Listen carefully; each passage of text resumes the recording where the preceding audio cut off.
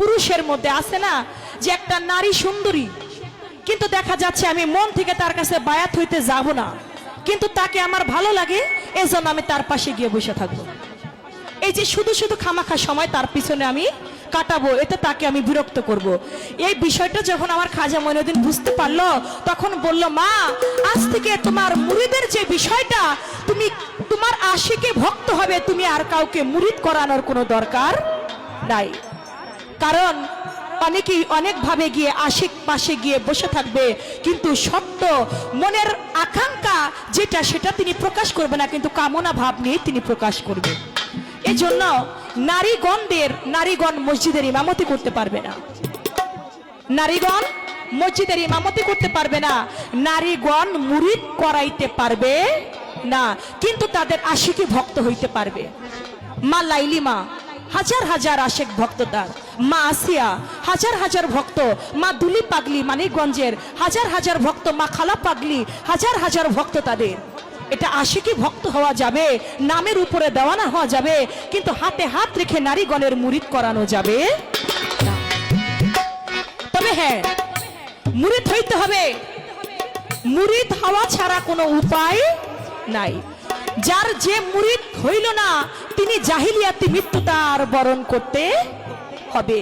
এজন্য বাবা, যেতে হলে জজের কোর্টে একা যাওয়া যায় না, তটে উকিল ছাড়া গেলে বটে হাকিম বেটা নেয় না কাছে। ওই আল্লাহ পর্যন্ত পৌঁছাইতে গেলে আপনার একজন উকিল ধরতে হবে। উকিল ছাড়া কখনো জজের কোর্ট পর্যন্ত যাওয়া যাবে না। আল্লাহর অলিগণ যারা, আমার জহুর আলী চান যারা, তারা হলো আমার আল্লাহর উকিল, আল্লাহ পরিষদের সদস্য। তাদের সাথে আমার আল্লাহর সাথে লেনা দেনা, চিনা জানা। অচিনাকে চিনতে হলে চলো যাই চিনা লোকের শনে, আল্লাহর আশিকান বসো অলি আল্লাহর ধনে। আমরা অচিনাকে চিনতে গেলে একটা চিনা লোকের সঙ্গ আপনার করতে হবে। আমাদের দেশের যিনি প্রধানমন্ত্রী ডাক্তার ইউনূস বর্তমানে, নাকি?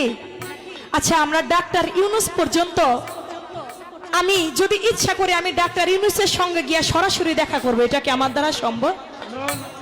এটা কখনোই সম্ভব না। কে পারবে? তার যারা সমন্বয়ক আছে তারা তার সঙ্গে সরাসরি দেখা করতে পারবে। ঠিক তেমনি আমার আল্লাহ পর্যন্ত পৌঁছাইতে গেলে আল্লাহ পরিষদের সদস্য যারা, তাদেরকে ছাড়া কখনো আল্লাহ পরিষদ পর্যন্ত পৌঁছানো যাবে না। ওই আল্লাহর ওলির কাছে যেতে হবে, আল্লাহর ওলি আপনাকে সেই পর্যন্ত পৌঁছে দিবে। আল কোরআনের মধ্যে সূরা ফাত্তার 10 নং আয়াতের মধ্যে বলেছেন, ইন্নাল্লাযীনা ইউবাইনাকা ইউবাইনাল্লাহা ইন্নামা ইয়াদুল্লাহি ফাওকা আইদিহিম। যে যেন আমার রাসূলের হাতে হাত রেখে বায়াত গ্রহণ করেছে, সে যেন আমি আমার আল্লাহ আমার হাতে হাত রেখে বায়াত গ্রহণ করেছে। শরীয়তে বলে আমার দয়াল নবী 1400 বছর থেকে 1500 বছর আগে ওফাত হয়ে গেছে। তাহলে এখন আমরা বর্তমানে রাসূলের হাত কোথায় পাবো? রাসূলের হাত পাইতে গেলে ওই 18ই জিলহজ বিদায় হজের যে ভাষণ আমার দয়াল নবী দিয়েছিলেন, মান কুনতুম মাওলাহু ফাজা আলিউল মাওলা, আজ থেকে আমি যার মাওলা আমার আলীও তার মাওলা। আমি পর্যন্তই আমার নবুয়তের যুগ শেষ, আমার পরে থাকবে বেলায়েতের যুগ। বেলায়েতের যুগে থাকবে পীর কামেল ওলি আউলিয়া। যারা পীরের হাতে হাত রাখবে তারা হযরত আলীর হাত পাবে, যারা হযরত আলীর হাত পাইলো তারা আমার রাসূলের হাত পাইলো, আর যারা রাসূলের হাত পাইলো তারা আমার আল্লাহর হাত পাইলো।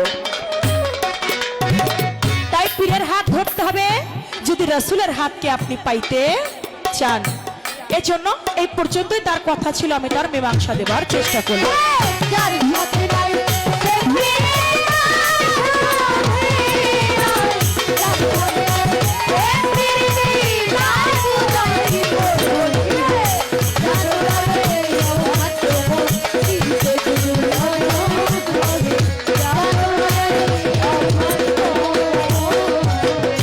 যার সাথে যার গোপন পীড়িত, তার সাথে আদান প্রদান,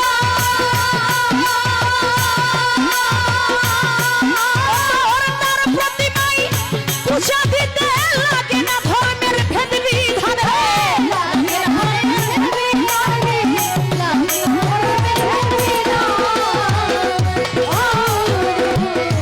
নয়ন শেখ, আজকে যদি আপনি মনে করেন চন্দ্র আমার গুরু, তাহলে আপনার গুরু শিষ্য পালা গাওয়া হবে।